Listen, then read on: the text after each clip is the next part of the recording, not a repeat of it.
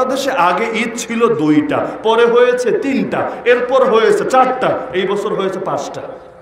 জানেন না আপনারা? পত্রপত্রিকায় লেখালেখি হয়েছে, মোট হয়েছে 5টা। বলবেন কিভাবে সম্ভব? নবী দিয়ে গেছেন 2টা। আল্লাহ নবী হিজরত করে যখন মক্কা থেকে মদিনায় গেলেন, গিয়ে দেখলেন ইহুদিরা বছরে 2টা দিন ঈদ পালন করে। ঈদ সব জাতিরই আছে, ইহুদিরও আছে, খ্রিস্টানেরও আছে, সবারই আছে। আল্লাহ নবী দেখলেন 2 দিন ঈদ পালন করে। নবী বললেন, সাহাবীরা খবরদার, তোমরা এই 2 দিন ঈদ পালন করবা না। আল্লাহ এই 2 ঈদের বদলে তোমাদেরকে 2টা ঈদ দিয়েছেন, একটার নাম ঈদুল ফিতর আর একটার নাম ঈদুল আজহা। এই 2টা তোমাদের ঈদ। তো ঈদ শব্দ মোল্লা মুন্সির বানানো না, ঈদ শব্দ আমাদের হুজুরদের আবিষ্কৃত না। ঈদ শব্দ ব্যবহার করেছেন স্বয়ং রাসূলুল্লাহ সাল্লাল্লাহু আলাইহি ওয়াসাল্লাম, আর নবীও নিজের থেকে কিছু বলেন না। তার মানে এই ঈদ দিয়েছেন কে? আল্লাহ। ঈদ ছিল 2টা। 3 নম্বর এসেছিল এই 12 রবিউল আউয়াল। 4 নম্বর বাংলাদেশে এসেছিল 27শে রজব, ঈদে মেরাজুন নবী। 5 নম্বরটা এবছর নতুন এসেছে, আগে আমার জানা নাই, আপনাদের আছে কি না আমি জানি না। 18ই জিলহজ, 10 জিলহজ না, 10 জিলহজ তো ঈদুল আজহাই। কত জিলহজ? 18 জিলহজ। ঢাকা শহরে, আপনাদের এই বানিয়াচং আর নবীগঞ্জে বসে হয়তো ওইটা টের পাবেন না, ঢাকা শহরে 5ম ঈদটাও পালিত হয়েছে। আর 5-এর পক্ষে সুন্দর দলিল আছে। টুপিও হলো 5 কল্লি, ইসলামের স্তম্ভ হলো 5টা, হাতে আঙ্গুলও কয়টা? 5টা, সবই তো 5। ঈদের 4টা থাকবে কেন? আবার আল্লাহ বেজোর, তিনি বেজোর পছন্দ করেন, এটা হাদিসের কথা। তাহলে 4 তো বেজোর, 5 হয়ে গেলে 4 তো জোর, 5 হলে হবে এটা বেজোর। তা 18ই জিলহজ নতুন কি ঈদ এসেছে?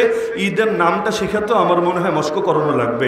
নাম হলো ঈদে গাদিরে খুম। কি নাম? ঈদে গাদিরে খুম। নাম শোনেন নাই? আপনারা বাসায় গিয়ে গুগলে সার্চ করেন, বিস্তারিত ডাটা পেয়ে যাবেন। ঈদে গাদিরে খুম, সংক্ষেপে কেউ ঈদে খুমও বলে। এটা তাদের আরেকটা ঈদ। যখন বানিয়েছে, এই যে আগামীকাল যারা ঈদ পালন করবে না, নামাজ পড়বে না, এমনি আর কি মিছিল টিছিল করে যারা ঈদ পালন করবে, এদের অনেকে আপত্তি করেছে, কি রে এই 5 নম্বরটা আনলি কোন দেশ থেকে? এটা কি মেড ইন ইরান না মেড ইন ইরাক? কোন দেশ থেকে এসে বাংলাদেশে ঢুকলো? বলেছে কেউ পাবে আর কেউ পাবে না, তা হবে না, তা হবে না।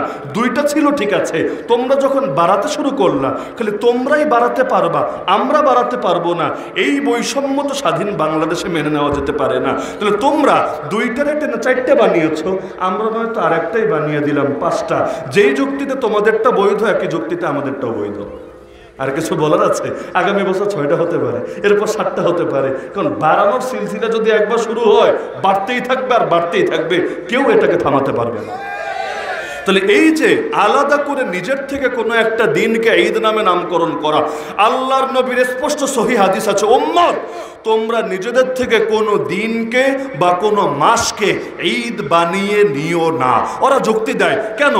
জুমা যদি সাপ্তাহিক ঈদ হতে পারে, আরাফার দিনকেও যদি ঈদ বলা হতে পারে রূপক অর্থে, শাব্দিক অর্থে, আমরা একটা বানালে কি দোষ পড়েছে? বলা হবে আরে পাগল, ওই নাম কে দিয়েছে আর এই নাম কে দিচ্ছে? ওই নাম নবীজি দিয়েছে, নবীকে এই অধিকার আল্লাহ দিয়েছেন, নবী চাইলে এটা করতে পারেন, কারণ এই স্বাধীনতা আল্লাহ তাকে দিয়েছেন। কিন্তু তুই কি নবী নাকি তুই নবীর সাহাবী? আরে তুই কি আগে বল। যদি বলিস নবী না, নবীরা আদনা উম্মত, তাহলে নবী যেই নাম দেন নাই, সেই নাম দেওয়ার ঠিকাদারি তো রেখে দিয়েছে।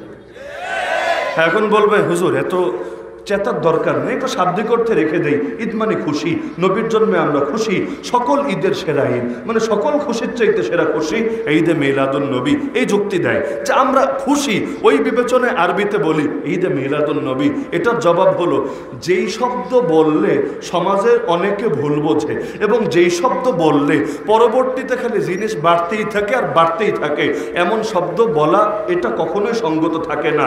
কারণ রাসূল মানে কি জানেন? রাসূল মানে বার্তা বাহক। পিয়ন চেনেন? পিয়ন চেনেন না? পিয়নের কাজ কি?